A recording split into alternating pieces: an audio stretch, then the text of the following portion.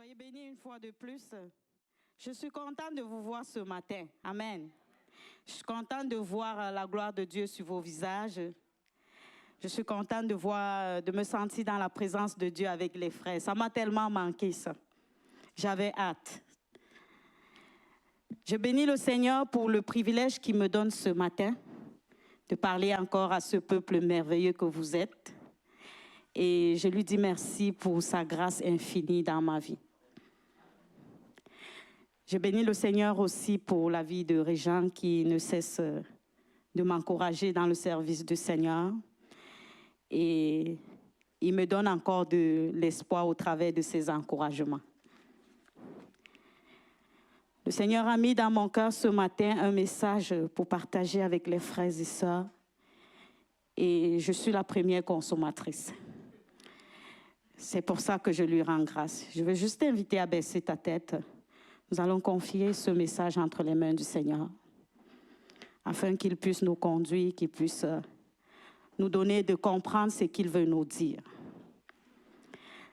Père Céleste, je viens te rendre grâce ce matin, une fois de plus, parce que tu es un Dieu qui ne cesse de nous surprendre. Seigneur, je te recommande ce message ce matin. Saint-Esprit de Dieu, c'est toi qui l'as déposé dans mon cœur. Je prie que tu le transmettes à ton peuple comme tu le veux. Ouvre les oreilles, afin, Seigneur, qu'on n'entende pas de manière naturelle, mais que nous l'entendons de manière surnaturelle. Et que, Seigneur, mon Dieu, mon roi, ton esprit habite nos cœurs, que tout ce qui ne te glorifie pas, que tout ce qui a pris la place en nos cœurs en ce moment, plie bagage et libère. Afin que ce cœur soit, Seigneur, seulement pour toi. Pour que nous puissions comprendre quel est le but pour lequel tu nous transmets ce message. Seigneur, je m'efface ce matin et je te laisse agir. Seigneur, toi-même parle à ton peuple au travers de ma bouche, au travers de l'instrument que je suis. Et laisse que ta puissance au travers de ta parole agisse dans la vie de tes enfants. Que toute la gloire te revienne parce que tu es Dieu, au nom de Jésus. Amen. Je dis bonjour à tous ceux qui nous regardent à distance. Et je prie que le Seigneur vous communique la même pensée ce matin. L'Éternel m'a parlé de la foi. Notre foi, il me disait encore que nous avons une grande responsabilité dans notre foi. C'est vrai, c'est au travers de lui que nous avons cette foi. C'est grâce à lui que nous avons cette foi. Mais nous devons tout faire pour la garder, pour la préserver. Alors nous avons un gros rôle à jouer là-dedans. C'est pourquoi le titre du message ce matin, c'est « Préserver sa foi en Dieu ». Préserver sa foi en Dieu. Je vais commencer par la définition de la foi. Je vais y revenir après, tel que la Bible dit. La Bible dit « La foi est une ferme assurance des choses qu'on espère et une démonstration de celles qu'on ne voit pas. Elle vient de ce qu'on entend et ce qu'on entend vient de la parole de Dieu. Alors, celui qui a la foi là parce qu'il a entendu la parole de Dieu. Et c'est cette parole qui nous donne de tenir dans cette foi. Mais cependant, nous chrétiens comme le monde, des fois on a tendance à mettre notre foi sur les hommes. Et plusieurs fois nous avons échoué à cause de cela. Je vais évoquer la différence entre la foi en un homme et la foi en Dieu. Si tu peux prendre des notes, ça va être très bien. Je vais commencer ce matin par la foi en un homme. C'est très mauvais de mettre notre foi aux hommes, parce que la majorité des fois, nous avons été déçus. Et des fois, ça amène du découragement. La foi en l'homme est mélangée du doute. Parce que lorsque tu mets ta foi à un homme, à un certain moment, il y a le doute qui apparaît. Pourquoi? Parce que tu te poses la question, est-ce qu'il ne va pas me lâcher en chemin? Est-ce qu'il ne va pas m'abandonner sur le chemin? Est-ce qu'il va rester fidèle jusqu'à la fin? Le doute embarque là-dedans. Nous pouvons croire à un homme, mais jamais à 100%, à moins que celui-ci ou celle-ci parle de la part de notre Seigneur Jésus. Si nous remarquons, à chaque fois que nous mettons toute notre confiance à un homme, ce qui suit, c'est l'échec. C'est la déception totale. Ce qui suit souvent, c'est le découragement. Parce que nous n'avons pas eu ce que nous voulions. Je veux juste un bon lecteur ou une bonne lectrice ce matin. On va ouvrir nos Bibles dans le livre de Genèse. Genèse chapitre 15, le verset 2 et le verset 3.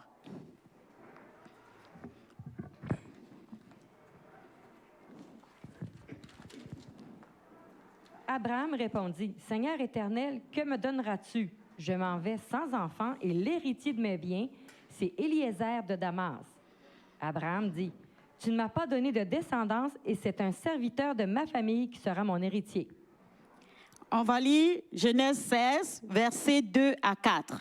Ça marche ensemble. 16.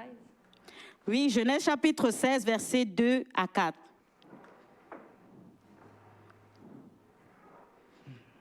Saraï dit à Abraham, « Voici que l'Éternel m'a rendu stérile, aie des relations avec ma servante, peut-être aurai-je par elle des enfants. » Abraham écouta Saraï.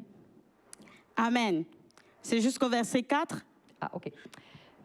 Alors Saraï, la femme d'Abraham, prit l'Égyptienne Agar, qui était sa servante, et elle la donna pour femme à son mari Abraham, 10 ans après l'installation d'Abraham dans le pays de Canaan. Amen. C'est là que l'échec d'Abraham a commencé. Parce que le Seigneur lui avait dit, je vais te donner un enfant. Abraham était marié à Sarah, c'est-à-dire Sarah était son épouse. Lorsque le Seigneur dit, je vais te donner un enfant, ce n'est pas pour lui dire, va commettre l'adultère. Ce n'est pas pour lui dire, va faire cet enfant avec une autre femme. Si Dieu te promet un enfant, tu vas le faire avec celle avec qui tu es marié ou avec celui avec qui tu es marié. Je ne sais pas si quelqu'un m'entend. Mais qu'est-ce qu'Abraham a fait? Abraham a douté de la promesse de Dieu. Parce qu'il s'est pris comme une personne qui ne pouvait plus faire d'enfant. Mais Dieu lui dit à plusieurs fois, le Seigneur a répété cela 2 fois, tu auras un héritier. Tu auras un héritier. Et celui-là va sortir du fruit de tes entrailles. Et le Seigneur s'en va encore dire à Sarah, la Bible dit que Sarah a ri. Parce qu'elle avait dépassé pour elle l'âge d'avoir des enfants. C'est pourquoi elle a pris sa servante pour aller donner à son mari pour pouvoir faire un enfant. Telle n'était pas la volonté de Dieu. Parce que le Seigneur ne peut pas promettre un enfant en t'envoyant aller commettre l'adultère. Regardez comment Abraham a cru à Sarah par rapport à l'Éternel dans la parole. Il a cru en sa femme par rapport à ce que l'Éternel lui avait dit. La Bible dit, il a pris la servante. Il a pris la servante avec qui ils ont fait l'enfant. Or, le Seigneur avait préparé un héritier qui viendra de Sarah et non de la servante. Et la parole de Dieu dit par la suite que la servante a méprisé Sarah lorsqu'elle a constaté qu'elle était enceinte. Voilà les retombées. Elle a méprisé Sarah. C'est-à-dire, Sarah n'était plus devenue sa patronne, je veux dire, mais Sarah était devenue plutôt la servante et puis elle était la patronne. Tout simplement parce qu'Abraham n'a pas écouté la voix de Dieu, il a cru en sa femme. Sarah, c'est un homme, vrai ou faux? C'est un homme, vrai ou faux? C'est un humain. Sarah a mis sa confiance, quand je dis homme, c'est avec grand H. C'est un homme. C'est pour ça que je voyais le visage. Je voulais dire, c'est un humain. Sarah n'est pas Dieu. Mais regardez comment Abraham a mis sa confiance en Sarah. Il a écouté ce que Sarah a dit. Il n'a pas cherché à savoir si c'est la volonté de Dieu. Il n'a pas cherché à savoir si Dieu est d'accord avec ce que sa femme a dit. Mari et femme, faites attention. C'est bien de croire au mari, c'est bien de croire à sa femme, mais il est bien d'aller dans la présence de Dieu pour savoir si c'est sa volonté. Pour savoir si Dieu est d'accord avec ce que l'homme a dit ou bien avec ce que la femme a dit. Des fois, l'amour peut prendre le dessus. Parce que je l'aime, je vais accepter ce qu'il a dit. C'est bien de croire à son partenaire, mais allons ensemble devant la face de Dieu pour savoir s'il est d'accord avec ce que nous voulons décider. En ce moment, nous savons que nous faisons la volonté de Dieu et non notre propre volonté. Sarah n'avait pas cru à l'Éternel, mais il a cru à Sarah. Abraham n'avait pas cru à l'Éternel, mais il a cru à Sarah. Amen. La foi totale à un homme peut nous amener à douter de Dieu. Oui. Lorsque tu mets toute ta foi à un homme, pourquoi? Parce qu'à chaque fois que tu mets ta foi en lui, il te satisfait. Le jour où Dieu va te promettre des choses, tu vas douter. Parce que tu vas te dire, j'ai longtemps mis ma foi aux hommes, ils ont accompli ce qu'ils ont dit. Est-ce que c'est ce que Dieu, ce qu'il dit, c'est vrai? Allons lire la Bible dans Genèse 17.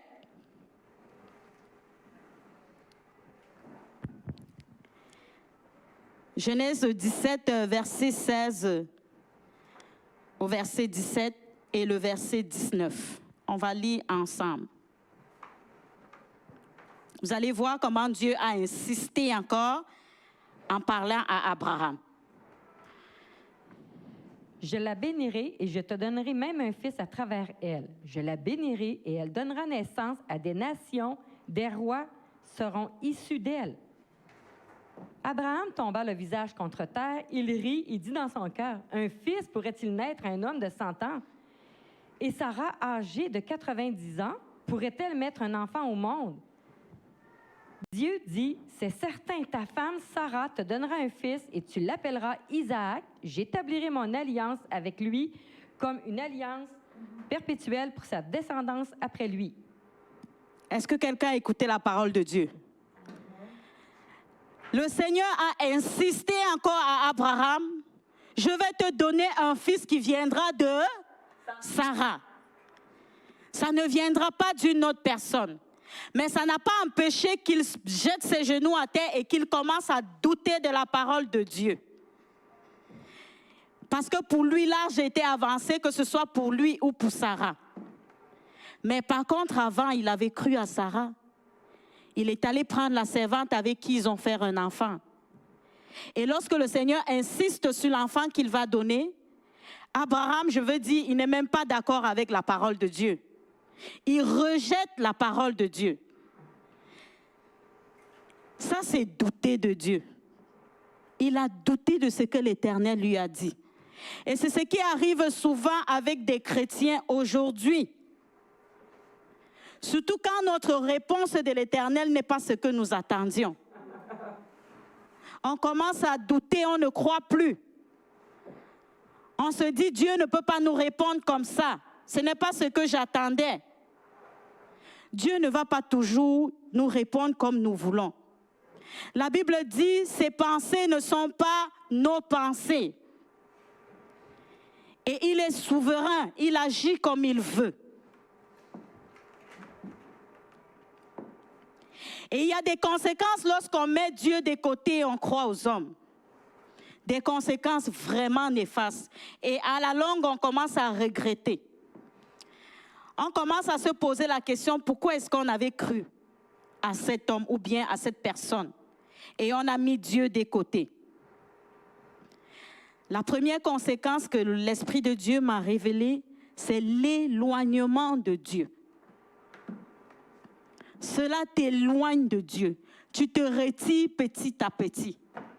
Parce que ta foi est fixée sur les hommes. Quand tu arrêtes de croire à quelqu'un, est-ce que tu peux continuer à être en contact avec lui? Est-ce que tu peux continuer à être en relation avec lui? La réponse est non. Parce que tu iras toujours chercher la solution auprès des hommes, au lieu d'aller chercher la solution auprès de Dieu. Ça nous arrive des fois. Et ainsi, c'est comme ça que tu te retires de la présence de Dieu. Et ce qui suit, c'est la manipulation. Tu deviens non seulement la proie de l'ennemi, et de deux, les hommes peuvent te manipuler à leur guise, c'est-à-dire comme ils veulent. Tout simplement parce qu'ils savent que sans eux, tu n'es même pas capable de vivre. Je vais exhorter quelqu'un ce matin. Enlève ta foi sur les hommes et mets ta foi en Dieu. Et tu verras les bénéfices qui seront cachés en arrière de cela. La deuxième chose, la deuxième conséquence, c'est la déception. Si ce n'est pas conduit par l'Esprit de Dieu, l'homme ne fait jamais rien pour rien. Oui. Un homme, s'il te fait du bien, c'est parce qu'il attend quelque chose en retour. J'ai bien dit si ce n'est conduit par l'Esprit de Dieu. Par contre, si tu es conduit par l'Esprit de Dieu, si tu fais quelque chose à quelqu'un, tu attends la récompense de l'Éternel et non de celui à qui tu as fait du bien. L'homme, il vise toujours un intérêt. Et le jour où il ne gagne rien, le jour où il ne voit pas son intérêt arriver, qu'est-ce qu'il fait? Il t'abandonne.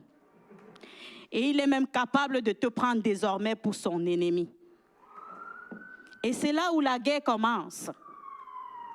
Il va commencer à agir contre toi. Et parce que ta foi était en lui, la déception embarque. C'est là où on va voir souvent les personnes dépressives, les personnes stressées, les personnes anxieuses. Parce que tu avais tellement confiance à cet homme que le jour où il t'a dessus, c'est l'hôpital. Parce que ton cœur n'a pas pu supporter cette déception. Jésus ne va jamais te décevoir. Jésus ne va jamais te décevoir. Les hommes, ils peuvent te décevoir. Mais lui, le Seigneur, nous l'avons déjà expérimenté. Il ne nous décevra jamais. Il est toujours à l'écoute. Et lorsque nous lui demandons, il nous donne. Lorsque nous demandons à notre Seigneur, il nous donne. Amen. Amen. Lorsque nous mettons notre foi en lui, il agit. Amen. Amen. Je ne vais pas cesser de dire ce matin, enlève ta foi sur les hommes et mets-la en Dieu. Alléluia. Mets ta foi en Dieu. Tu vas te retrouver en train de prendre des médicaments tous les jours parce que c'est parti de la déception d'un homme. Tu tombes dans le stress, tu tombes dans l'anxiété. Il suffit que tu retournes en arrière et tu vas chercher ton Jésus. Alléluia. Autre chose, c'est la mort. Oui. La foi à un homme peut conduire à la mort, peut te conduire à la mort. On va voir ça dans le livre de 1 Roi, chapitre 13. C'est un long verset biblique. Je veux que tu donnes ton oreille à la lectrice. 1 Roi, chapitre 13, à partir du verset 1 jusqu'au verset 26. C'est long, mais je prie que tu écoutes. C'est une histoire que je veux qu'on commence depuis le début. Ça va nous permettre de mieux comprendre. Oui, Mimi, merci. Or, un homme de Dieu arriva de Juda à Béthel sur l'ordre de l'Éternel pendant que Jéroboam se tenait près de l'autel pour brûler des parfums. Il cria contre l'autel sur l'ordre de l'Éternel et il dit, « Autel, autel, voici ce que dit l'Éternel. Un fils naîtra dans la famille de David, son nom sera Josias. Il offrira en sacrifice sur toi les prêtres des hauts lieux qui brûlent des parfums sur toi, et l'on brûlera sur toi des ossements humains. Le même jour, il donna un signe en disant, « Voici le signe que c'est l'Éternel qui a parlé. L'autel se fendra et la cendre qui se trouve dessus sera dispersée. » Lorsque le roi entendit la parole que l'homme de Dieu avait criée contre l'autel de Béthel, il avança la main par-dessus l'autel en disant, « Arrêtez-le! » La main que Jéroboam avait tendue contre lui devint alors paralysée et il ne put la ramener à lui. L'autel se fendit et la cendre qui se trouvait dessus fut dispersée conformément au signe qu'avait donné l'homme de Dieu sur l'ordre de l'Éternel. Alors le roi prit la parole, il dit à l'homme de Dieu, « Implore l'Éternel ton Dieu et prie pour moi afin que je puisse retirer ma main. » L'homme de Dieu implora l'Éternel et le roi put retirer sa main qui redevint comme avant. Le roi dit à l'homme de Dieu, « Viens avec moi dans mon palais, tu mangeras et je te donnerai un cadeau. » L'homme de Dieu répondit au roi, « Même si tu me donnais la moitié de ton palais, je ne reviendrai pas avec toi. Je ne mangerai rien et je ne boirai rien à cet endroit. Car voici l'ordre qui m'a été donné dans une parole de l'Éternel. Tu ne mangeras rien et tu ne boiras rien. Tu ne prendras pas à ton retour le même chemin qu'à l'aller. » Et il repartit par un autre chemin. Il ne prit pas à son retour le chemin par lequel il était venu à Béthel. Or, il y avait un vieux prophète qui habitait à Béthel. Ses fils vinrent lui raconter tout ce que l'homme de Dieu avait fait à Béthel ce jour-là, ainsi que les paroles qu'il avait dites au roi. Leur récit terminé, leur père leur demanda par quel chemin est-il parti. Ses fils avaient vu par quel chemin était reparti l'homme de Dieu venu de Juda. Et leur dit, « Sellez-moi l'âne. » C'est ce qu'ils firent et ils montèrent dessus. Il partit à la poursuite de l'homme de Dieu. Il le trouva assis sous un térébin. Il lui dit, « Es-tu l'homme de Dieu venu de Juda? » Il répondit, « C'est bien moi. » Alors il lui demanda, « Viens avec moi à la maison et tu mangeras un peu. » Mais l'homme de Dieu répondit, « Je ne peux ni revenir en arrière avec toi, ni entrer chez toi. Je ne mangerai rien et ne boirai rien avec toi à cet endroit, car il m'a été dit dans une parole de l'Éternel, tu ne mangeras rien et tu ne boiras rien là-bas, tu ne prendras pas à ton retour le même chemin qu'à l'aller. » L'autre lui répliqua, « Moi aussi je suis un prophète, comme toi, et un ange m'a parlé de la part de l'Éternel. Il m'a dit, « Ramène-le avec toi dans ta maison et qu'il mange et boive. » Il lui mentait. L'homme de Dieu revint en arrière avec lui et il mangea et but dans sa maison. Ils étaient installés à la table quand la parole de l'Éternel fut adressée au prophète qui l'avait ramené. Et il cria à l'homme de Dieu venu de Juda, « Voici ce que dit l'Éternel. Parce que tu t'es rebellé contre l'ordre de l'Éternel et que tu n'as pas respecté le commandement de l'Éternel, ton Dieu t'avait donné, parce que tu es revenu en arrière et que tu as mangé et bu à l'endroit même dont il t'avait dit, tu ne mangeras rien, tu ne boiras rien là-bas, ton cadavre n'entrera pas dans le tombeau de tes ancêtres. » Puis quand le prophète qui l'avait ramené eut mangé et bu, il scella l'âne pour lui. L'homme de Dieu repartit et il rencontra en chemin un lion qui le tua. Son cadavre resta étendu sur le chemin, l'âne et le lion à côté de lui. Des voyageurs virent le cadavre étendu sur le chemin avec le lion couché à côté de lui et ils en parlèrent à leur arrivée dans la ville où habitait le vieux prophète. Lorsque le prophète qui avait fait revenir en arrière l'homme de Dieu en entendit parler, il se dit, « C'est l'homme de Dieu qui s'est révolté contre l'ordre de l'Éternel. L'Éternel l'a livré aux mains de qui l'a mis en pièces et l'a fait mourir conformément à la parole qui lui avait été dite. » Amen. Amen. Merci, Mimi. Merci beaucoup.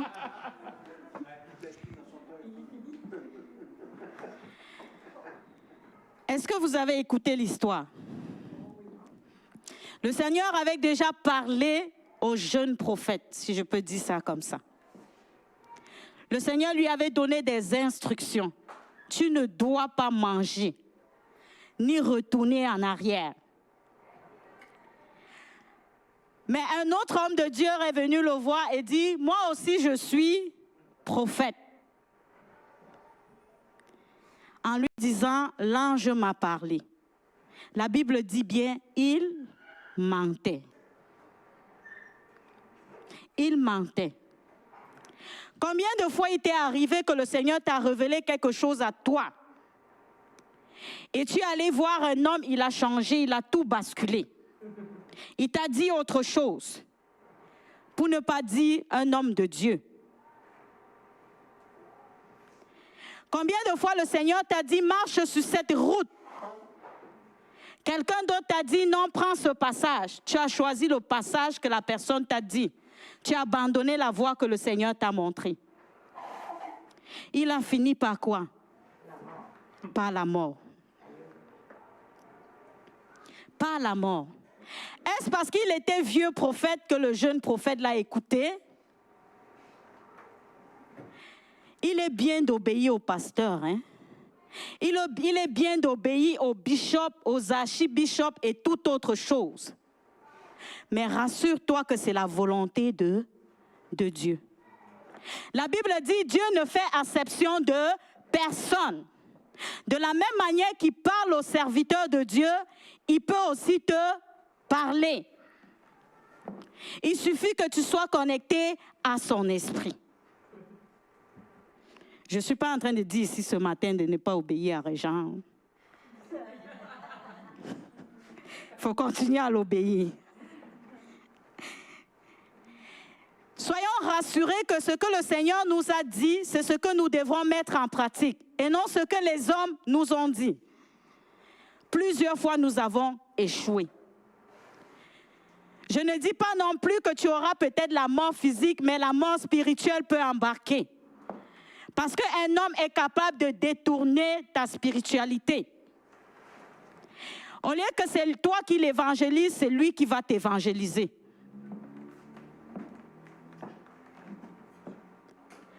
Soyons capables d'écouter la voix du Seigneur et de mettre ce que le Seigneur nous a dit en pratique. Tu dors, le Seigneur te parle dans un rêve. Le Seigneur te dit, voici comment tu vas marcher, voici comment tu vas fonctionner. Mais lorsque tu te lèves le matin, tu arrives à un endroit, quelqu'un va te dire, non, la route que Dieu t'a dit, ce n'est pas cette route que tu vas prendre. C'est ce qui s'est passé avec le prophète, le jeune prophète. Et si vous écoutez la fin de l'histoire, c'est le vieux prophète qui allait chercher son corps. Hein? C'est le vieux prophète qui l'a détourné, qui allait chercher son corps. C'est pareil avec le monde d'aujourd'hui. La même personne qui t'a détourné de voie, quand ça va mal aller, ou bien quand quelque chose de pire va arriver, il sera le premier à dire « Assia, patience ». Ou bien il va être le premier à dire « Désolé ». Je vais encore répéter la phrase « Enlève ta foi sur les hommes, mets-la en Dieu ».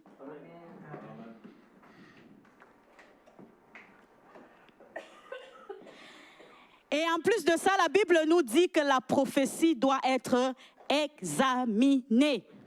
Amen. Examinée. Oui. Il t'a dit qu'il est prophète. Il t'a parlé de la part de Dieu. Es-tu allé devant la face de Dieu pour demander, Seigneur, est-ce que c'est toi?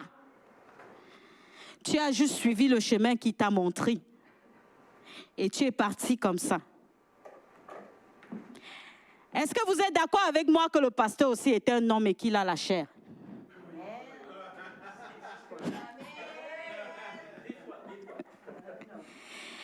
Est-ce que vous êtes d'accord avec moi que la chair aussi peut agir dans la vie du pasteur?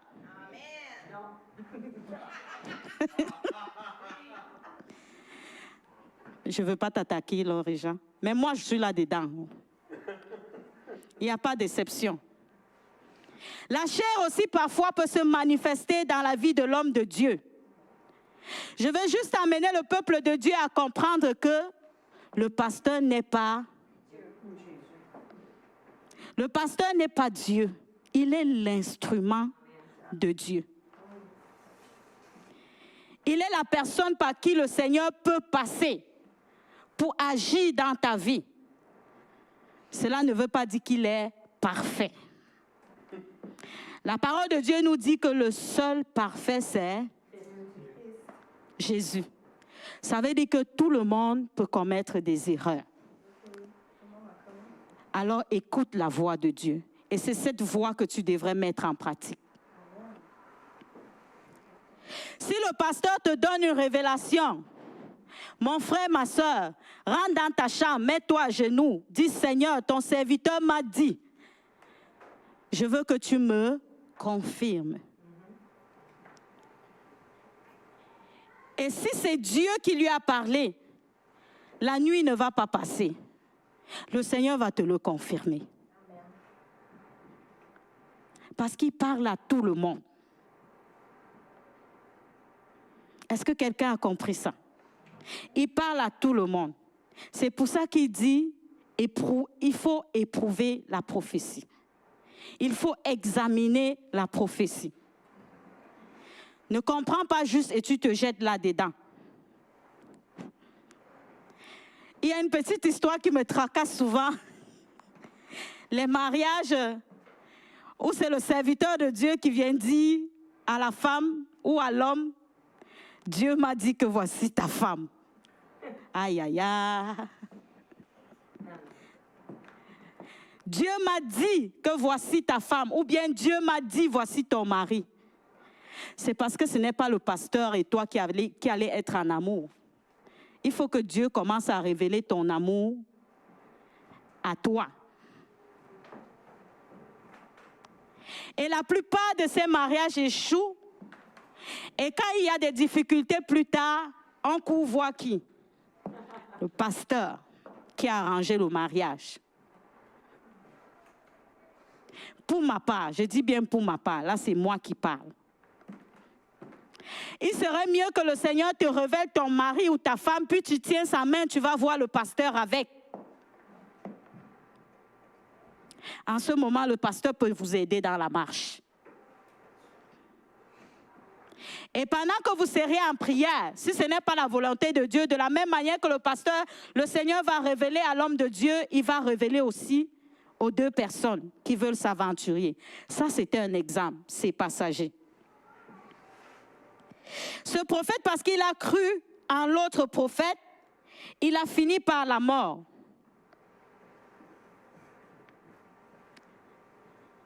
Et c'est ça l'erreur que nous faisons souvent à l'Église. Mettre la foi sur les serviteurs de Dieu au lieu de mettre la foi sur Dieu. C'est très dangereux. Très dangereux. Le serviteur de Dieu ou la servante de Dieu aussi doit mettre sa foi sur le même Dieu. Sans exception. Parce que c'est le même Dieu que nous tous nous cherchons. C'est le même Dieu que nous tous nous suivons.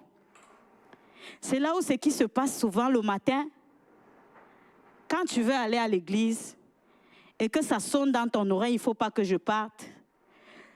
Un moment, tu te motives en disant, si Mimi ne me voit pas à l'église, elle va chialer. Elle va me chicaner. Parce que je ne suis pas venue à l'église. Ma question, c'est est-ce que c'est pour Mimi que tu vas à l'église? La réponse est non. Et je suis en retard. Si j'arrive à 9h45, Régent va me chicaner à l'entrée.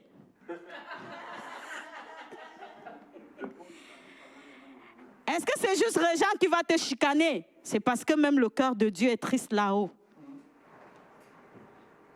Ce n'est pas pour Régent que tu viens à l'église. Oui, il joue son rôle de te chicaner en tant que berger, en tant que leader.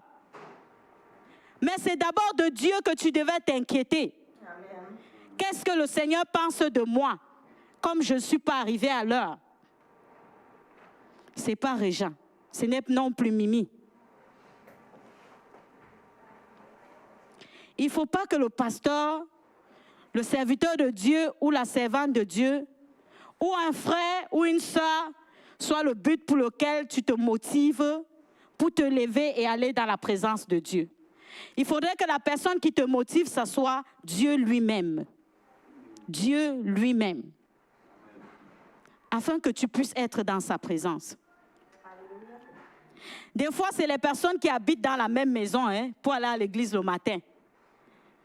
Dès que la voisine de chambre dit « Ah, je suis fatiguée, aujourd'hui je ne pars pas », l'autre va dire « Comme tu es fatiguée, moi aussi, on reste tous à la maison. »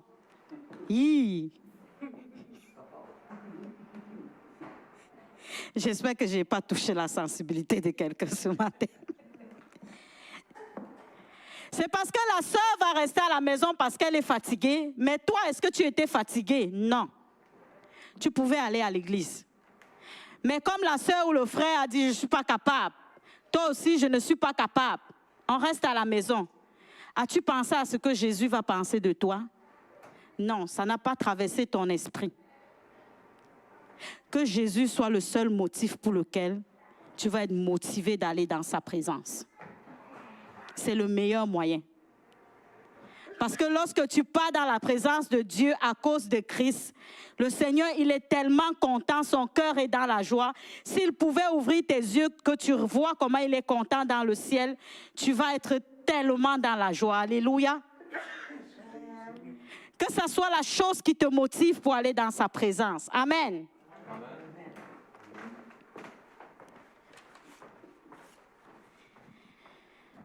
On va passer à une autre étape qui est la foi en Dieu.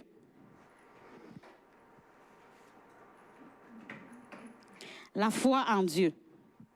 J'ai parlé de la foi aux hommes au début. Ici, je parle de la foi en Dieu. Hébreux 12, verset 2. Hébreux chapitre 12, verset 2.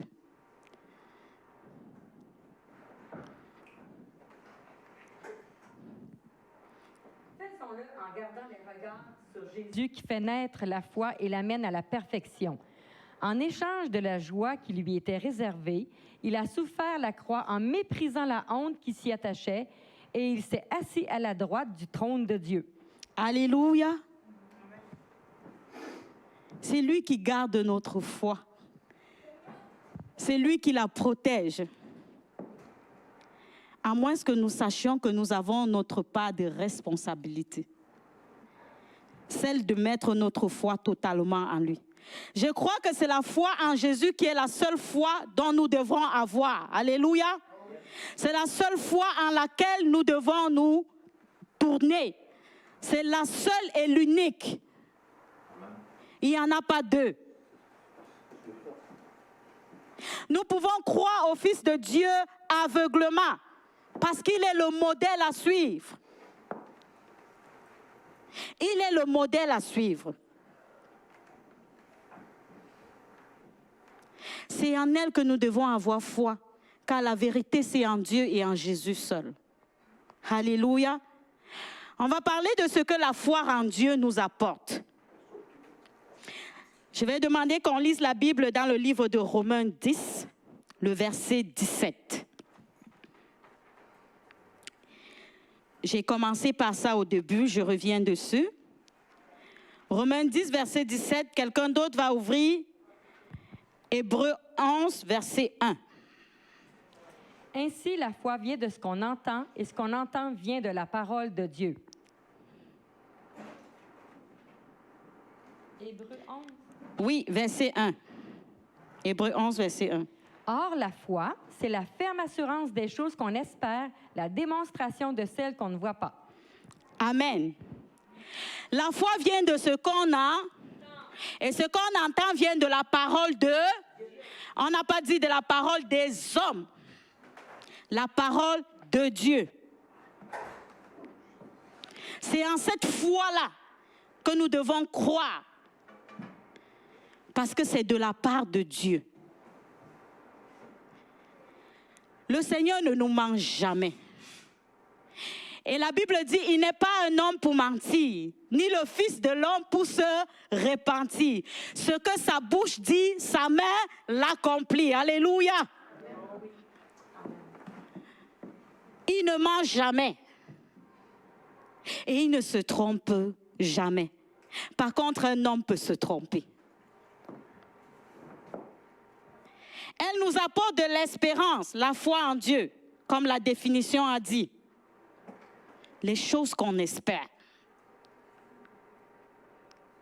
On espère tous en Dieu car c'est écrit dans sa parole d'espérer en lui.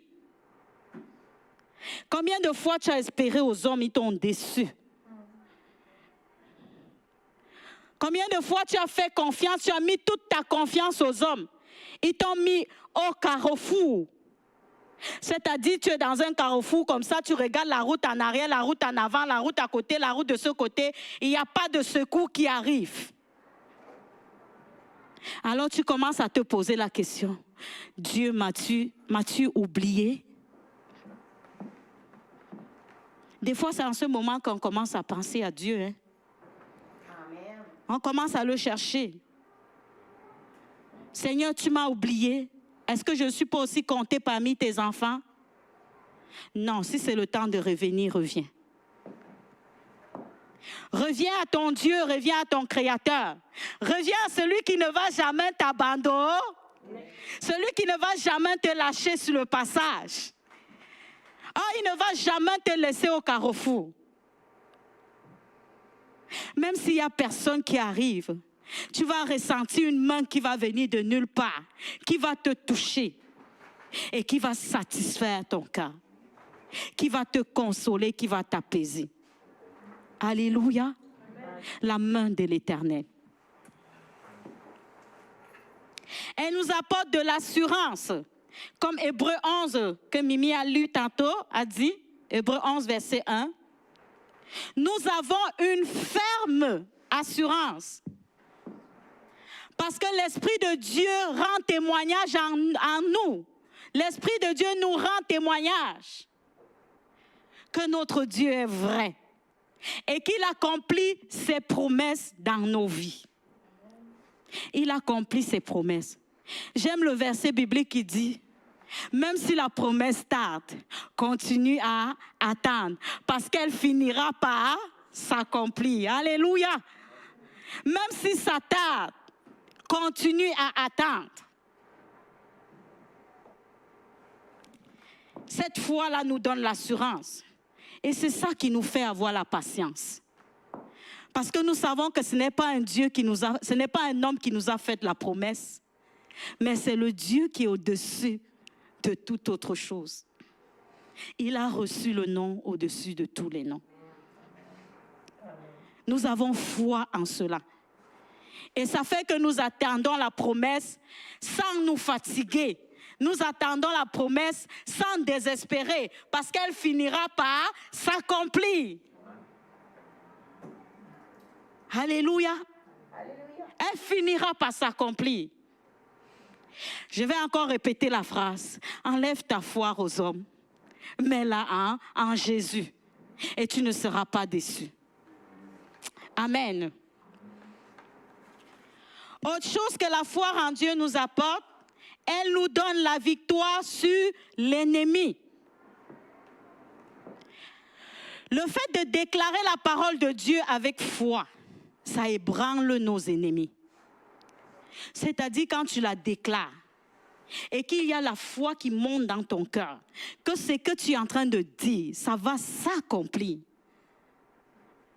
Nos ennemis n'ont pas la paix parce qu'ils sont troublés. Tu as déclaré la parole de Dieu. Le Seigneur dit dans sa parole, il veille sur sa parole pour l'accomplir. Nous avons plein de témoignages des unités de combat, des groupes agapés, de la prière en ligne, de ce que le Seigneur a fait dans nos vies, de comment Dieu a renversé les Goliaths et les hommes forts qui troublaient la vie des uns et des autres, de comment le Seigneur a changé les situations négatives en situations positives. Moi, je suis un témoignage. Amen. Alléluia. Pendant les unités de combat, nous avons élevé la voix.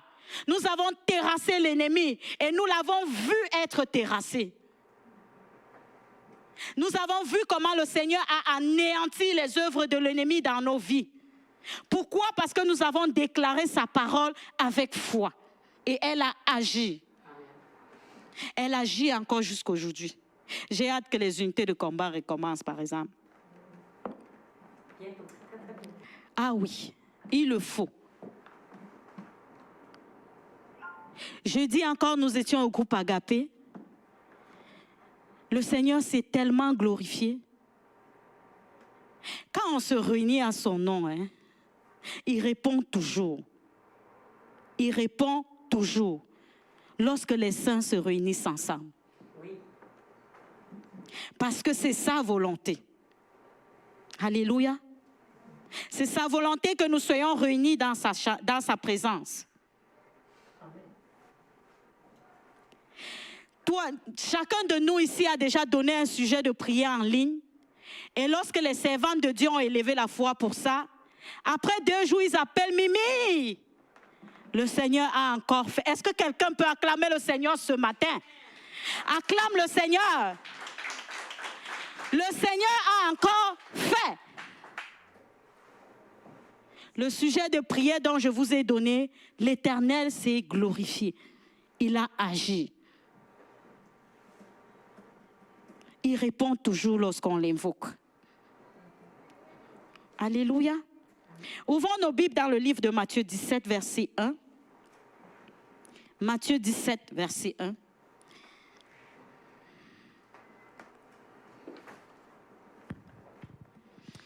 Six jours après, Jésus prit avec lui Pierre, Jacques et son frère Jean, et il les conduisit à l'écart sur une haute montagne. Oui, la suite.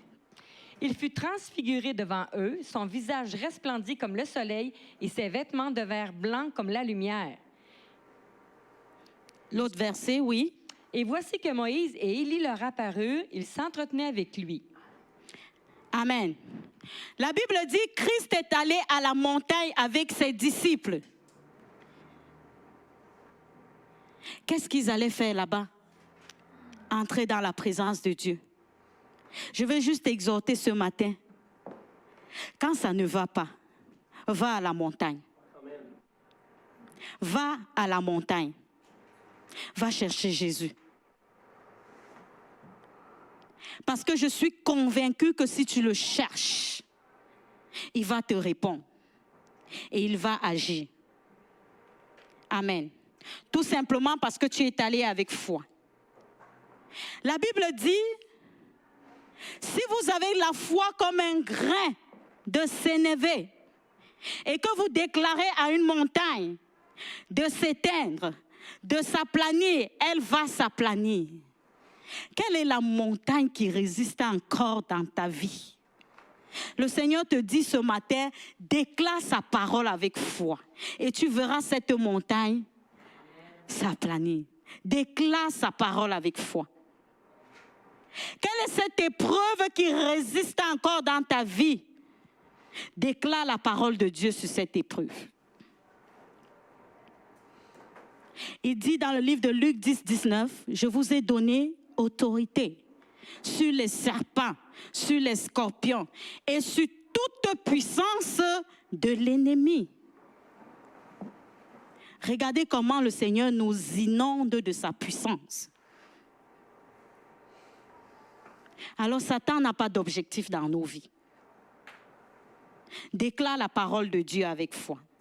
Alléluia. Elle nous rend agréables aux yeux de Dieu. Hébreux 11, verset 6. Je sais qu'on connaît ce verset, mais je vais demander qu'on lise. Hébreux 11, verset 6. Ça, ce sont toujours les bienfaits lorsque nous mettons notre foi en l'Éternel. Or, sans la loi, il est impossible d'être agréable à Dieu, car il faut que celui qui s'approche de lui croit que Dieu existe et qu'il récompense ceux qui le cherchent. Amen. Sans la foi, il est impossible d'être agréable à Dieu. C'est la foi qui nous permet d'être agréable à Dieu. Pensons-nous que si nous continuons à croire aux hommes, nous serons agréables à l'Éternel? C'est non. Regardez jusqu'où la foi peut nous mener. Regardez jusqu'où la foi est tellement importante. La foi en Dieu, bien sûr, est tellement importante. Ça te rend et ça me rend agréable aux yeux de l'Éternel. Est-ce que tu veux être agréable aux yeux de Dieu? Alors mets ta foi en l'Éternel. Oui. Et tu seras agréable à ses yeux. Et il dit par la suite, il rémunère ceux qui le cherchent.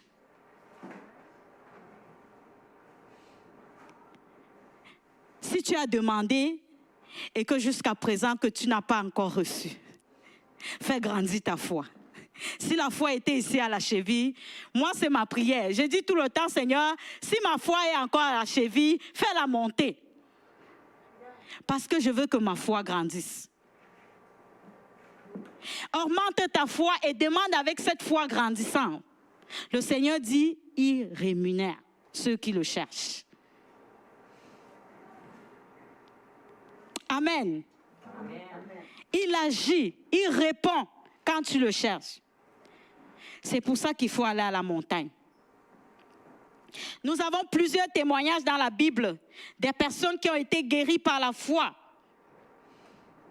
Même pas seulement dans la Bible, même dans ce ministère, même dans cette église. Les personnes qui ont été guéries par la foi. Nous avons dans la Bible les personnes qui ont enfanté par la foi. Nous savons tous l'histoire de Anne. La parole de Dieu dit qu'on croyait que Anne était ivre. Pourtant, la femme d'autrui ne prenait même pas de whisky.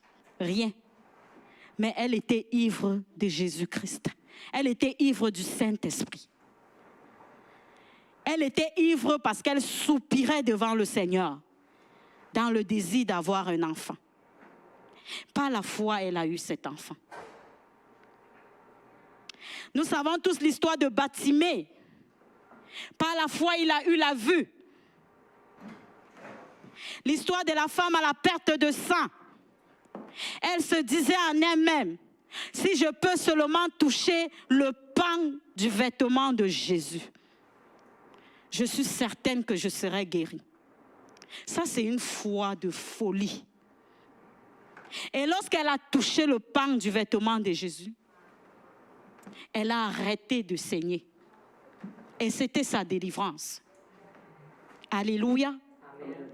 Nous savons tous l'histoire de Daniel dans la fosse aux lions. Ça encore, j'ai appelé cette foi la dimension la plus grande.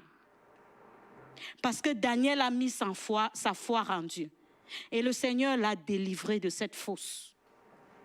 L'histoire de Shadrach, Meshach et Abednego dans la fournaise de feu. Un feu qui brûlait. Le roi a dit, ici vous allez accepter mon Dieu. Ils ont dit non, on ne va pas accepter ton Dieu. On reste avec notre Jésus. Aïe, aïe, aïe. Tu es dans le feu. Le feu est en train de chauffer. Le feu est en train de vouloir te tuer. Mais ils ont dit jamais. On ne va pas changer notre langage. On compte sur Jésus. La parole de Dieu dit, on les a mis dans le feu à 3. Et après ça, il y avait une 4e personne. La 4e personne, c'était l'Éternel des armées. Il les a délivrés de la fournaise de feu. Il les a délivrés de ce tourment. Le Seigneur est capable de le faire aussi pour toi et moi. Maintiens la foi en l'Éternel. Oui. Arrêtons de mettre notre foi aux hommes. Ils vont passer le temps à nous décourager, à nous décevoir. Mais mettons la foi en l'Éternel des armées. Est-ce que quelqu'un a compris ça? Mettons la foi à celui qui ne va jamais nous lâcher. Et nous aurons la récompense qui est attachée à cela. Amen. Je vais inviter les musiciens parce que je m'en vais conclure. Je vais exhorter mes frères et sœurs, ainsi que moi, comme j'ai dit au début, c'est moi-même qui consomme d'abord ça en premier. Oui. Quand la parole sort et que c'est ma portion, j'attrape, je mets dans ma poche. Puis moi-même, je profite de cela. Je vais juste dire ce matin, éloignons-nous de tout ce que les hommes nous ont dit dans le but de nous surprendre ou bien nous dire que c'est la chose que nous devrons suivre. Parce que ces choses peuvent réduire ou tuer notre foi en l'Éternel. Mais approchons-nous davantage à l'Éternel. Car c'est cette foi qui nous fait être appelés chrétiens et disciples de Jésus-Christ. Nous sommes tellement précieux et précieuses aux yeux de l'Éternel qu'il ne voudrait jamais qu'on s'éloigne de lui.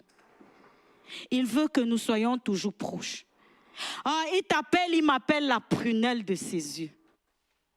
La prunelle de ses yeux. Est-ce que tu as déjà lu cette partie dans la Bible? À chaque fois que je lis ça, je dis, oh Seigneur, quel amour. Il nous appelle la prunelle de ses yeux.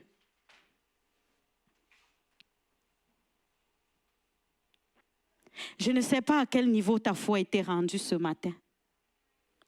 Est-ce qu'elle commençait à mourir?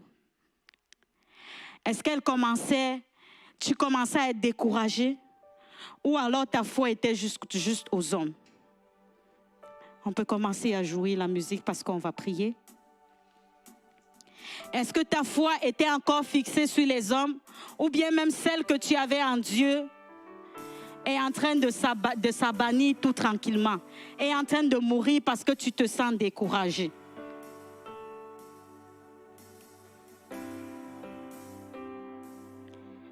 Qu'est-ce qui a éteint ta foi?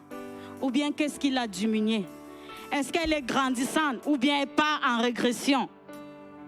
Le Seigneur veut que nous grandissons dans la foi en lui ce matin. Alléluia.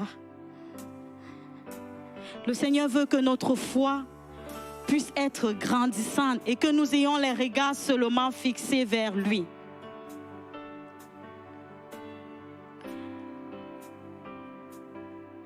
Si ta foi est en difficulté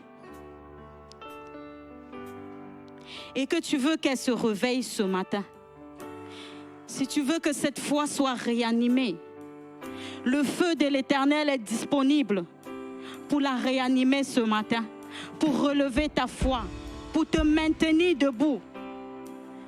Si cette foi était aux hommes, Dieu veut la changer et la mettre en lui. Le Seigneur veut faire revivre notre foi. Alléluia. Qu'elle soit grandissante. Je veux tout simplement que là où tu es assis, que tu commences à parler à ton papa. Commence à parler à ton Dieu.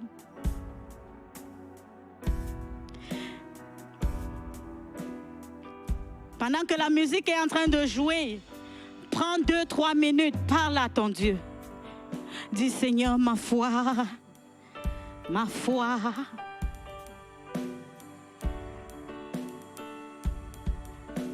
Dis à Dieu, j'enlève ma foi sur les hommes ce matin et je la mets en toi. Oh. Merci Saint-Esprit. Toi qui es à la maison, en train de nous écouter en ligne, parle à ton papa ce matin.